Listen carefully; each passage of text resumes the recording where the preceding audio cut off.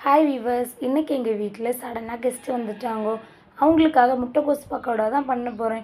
First பாதி முட்டைக்கோஸ் இந்த மாதிரி கட் பண்ணி ஒரு பவுலில் சேர்த்துட்டு, ஒரு வெங்காயம், ஹாஃப் பச்சை மிளகு, ஒரு துண்டு இஞ்சி, கருவேப்பிலை சேர்த்து தேவைக்கு சால்ட்டு போட்டு 1/4 டேபிள் ஸ்பூன் மிளகு பொடி, 1/4 tablespoon pepper, 1/4 tablespoon garam masala, 1/2 tablespoon பெருஞ்சீரகம் சேர்த்து நல்லா மிக்ஸ் பண்ணிவிட்டு, அப்புறம் ஒரு பவுலில் 1 கப் கடலை மாவு, 1 கப் அரிசி மாவு சேர்த்து தேவைக்கு சால்ட்டு போட்டு சூடான ஆயில் சேர்த்து ஃபஸ்ட்டு ஸ்பூன் வச்சு மிக்ஸ் பண்ணிவிட்டு, அப்புறம் கை வச்சு நல்லா மிக்ஸ் பண்ணி விட்டுடலாம்.